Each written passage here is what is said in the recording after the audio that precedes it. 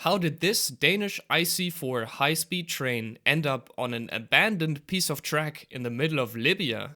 Stick around and find out how the Italian government, the Libyan dictator Muammar Gaddafi, and the Danish railways share a connection in this interesting slice of modern railway history.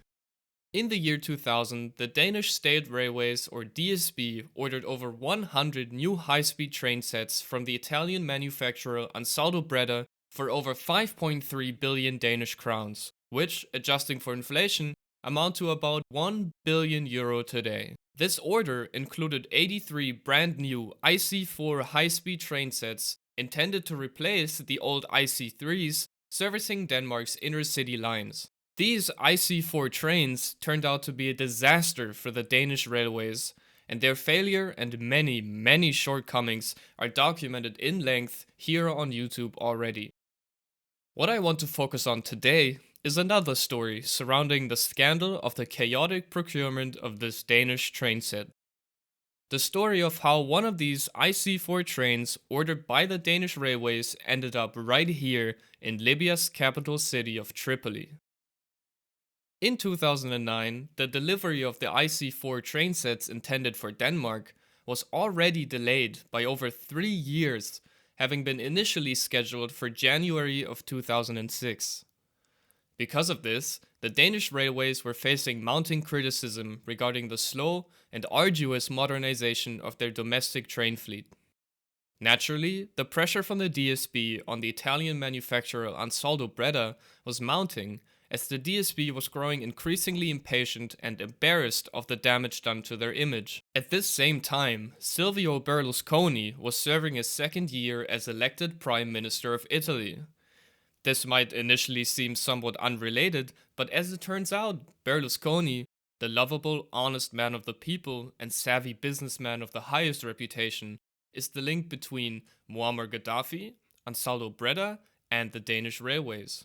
You see, while Ansaldo Breda was trailing far behind the agreed upon delivery timeframe, Libya's then totally democratic ruler Muammar Gaddafi was celebrating the 40th year since his rise to power in the country. Berlusconi and Gaddafi seemed to have mutual admiration for each other, as they had a history of exchanging nice words and friendly gestures.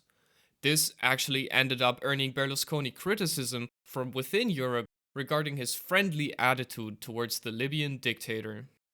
In fact, Berlusconi must have really been quite fond of Gaddafi, because it was him, of all people, who gave the train ordered and paid for by the Danish railways to Gaddafi as a present to commemorate his 40-year reign. When Berlusconi made him this present, Gaddafi's government was actually preparing the start of major railway construction projects all over the country, striking a deal with, among others, the China Railway Construction Corporation, or CRCC, the Russian Railways, or RŽD, and notably also Ansaldo SDS, a subsidiary of Finmeccanica, the same corporation who owned Ansaldo Breda at the time. Unfortunately for Libya, the proposed railway projects were understandably halted during the 2011 revolution, and they have since laid abandoned, with only a tiny bit of track built in Tripoli and the proposed connections remaining unfinished. To this day, Libya has not had an operational railway service since 1965. Turning back to Italy, Finmeccanica, which is nowadays called Leonardo, is an aerospace and defense conglomerate with a wide network of subsidiaries and investments across a variety of technical industries. They are also, both today as well as back in 2009, closely tied to the Italian government, whose Ministry for the Economy and Finance held and still holds roughly 30% of the company's shares. Because of this, it's not too difficult to imagine how Berlusconi, being the stand-up guy that he is, had the necessary connections and authority within Ansaldo Breda to simply borrow one of the train sets intended for the DSB and have it shipped to his autocratic buddy in Libya instead. With the media buzz surrounding the IC4 debacle in Denmark, it didn't take too long for Danish media to catch wind of this IC4 with its suspiciously unique design just standing around on a short piece of track in the Libyan capital city of Tripoli.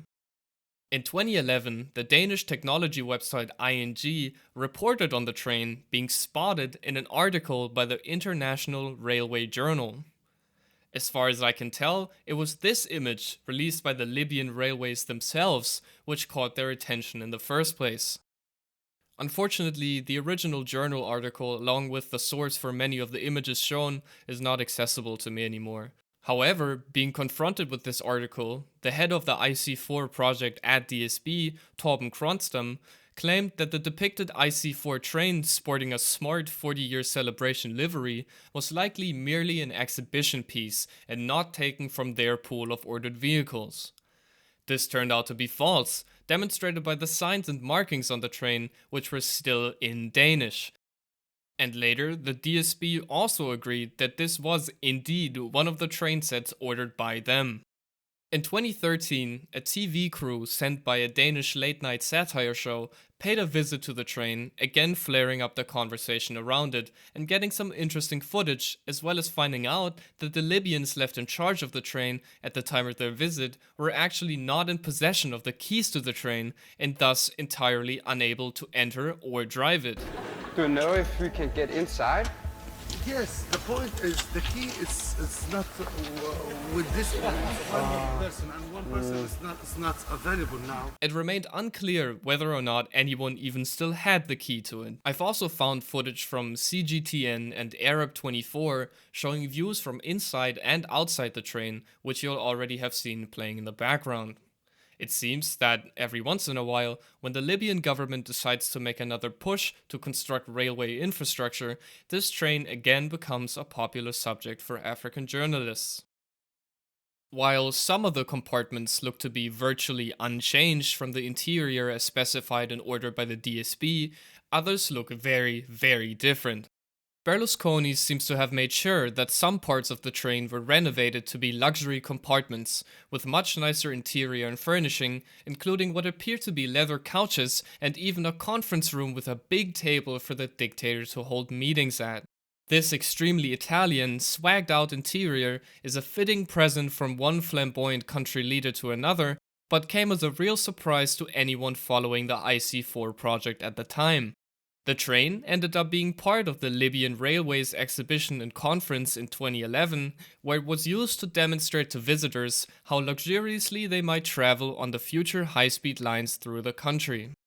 The track that the train stands on to this day is an about 5-kilometer long stretch on which the Libyan authorities reportedly performed trials and demonstrations of the train. This piece of track seems to have been the starting point for construction on the coastal line through Tripoli, though besides some landscaping work and this initial stretch of track, not much of it was ever completed. In addition to this, the small amount of track which was built there was allegedly partially dismantled by looters, selling the steel for scrap, as these pictures claim to show. Ultimately, the story of the Libyan IC4 is an amusing one, serving as a great anecdote about modern railway history and a bizarre story that only life itself could write. At the same time, however, it is a symbol for the continued suffering of the Libyan people and thus also an unfortunate story of power-hungry despots, corruption, and war. Thanks a lot for making it to the end of this video. I've been meaning to do some more research on this topic for a long time now, and I also noticed that there weren't really any videos here on YouTube on this topic, so I thought I might as well be the one to do it. Yeah, I've had a lot of fun making this, and I hope you enjoyed watching. Make sure to tell me in the comments what you think about the train, and subscribe if you'd like to. Thanks again for watching, and goodbye.